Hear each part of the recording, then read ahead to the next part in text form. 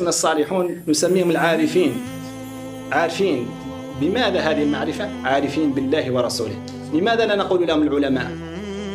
لأن العلم هو الإحاطة بالجزئيات، أما المعرفة بالخارج يعني بالكليات، ما هو بالجزئيات.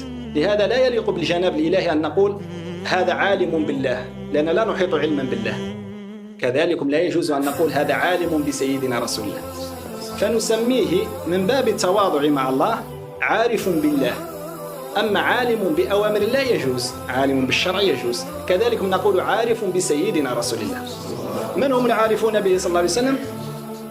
من تعرفوا على العلوم المحمدية، من خدموه صلى الله عليه وسلم خدمة خاصة، من تذوقوا حبه، نعم، من أخذتهم الصبابة فسهروا الليالي اشتياقا له صلى الله عليه وآله وسلم، نعم، من لهجوا بالصلاة عليه بالآلاف في اليوم، بالآلاف أقول، نعم. لا يعد من المحبين حقيقة أو من العارفين من يقل ورده عن 1000 في اليوم في الصلاة عليه صلى الله عليه وسلم. وكنا ذات مرة جالسين مع بعض الصالحين وحضرتها هذه الحادثة بنفسي. سأله بعض المحبين قالوا يا سيدي، يعني عندي رؤية سيدنا رسول الله صلى الله عليه وسلم في المنام، ولكن أريد رؤيته مباشرة. باقي الحضور مع سيدنا رسول الله كي مرة عند الصالحين كي كثر من الصلاة عليه يحضر مع سيدنا رسول الله ويأخذ ذاك الحال حتى يتجلى له الروح المحمدية. قالوا باقي هذا الحضور كيف يكون لي؟ نعم. قالوا حتى أسأل لك سيدنا رسول الله صلى الله عليه وسلم، وهذا في جلسة واحدة. فسأل ورد في نفس الجلسة.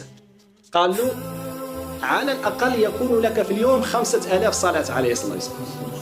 لماذا؟ لتتهيأ نفسك لهذا. إنسان كون يبقى يدير يعني بيحمل أثقال لابد له من التريض. الرياضة هذه جسمانية، كذلك هناك رياضة روحية. كثر من الصلاة عليه. ماذا تفعل؟ من صلى عليه صلى الله عليه. إذن هي أنوار من الله، صلت عليه الملائكة، أنوار من الملائكة. رد الله علي روحي لأرد عليه، هي أنوار روحية محمدية. ماذا تفعل فيك؟ وصل عليهم إن صلواتك سكن لهم. هو الذي أنزل السكينة في قلوب المؤمنين ليزدادوا إيمانا مع إيمانه ولله جنود السماوات والأرض. إذن السكن هذا ماذا يفعل فيك؟ يزيدك إيمان على إيمان. كي تزداد في الإيمان تزداد في الأنوار. وساداتنا الأولياء في ماذا؟ بماذا ارتقوا؟ ارتقوا بهذه الأنوار، بأنوار الإيمان.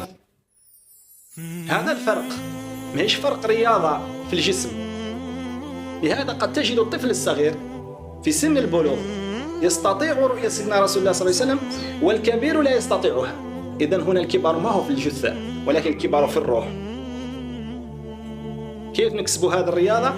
بالليالي، بكثرة الصلاة عليه صلى الله عليه وآله وسلم، نعم، بالبكاء شوقا له صلى الله عليه وآله وصحبه وسلم، نعم، شوقا لرؤيته. اللهم صل عليه وعلى آله.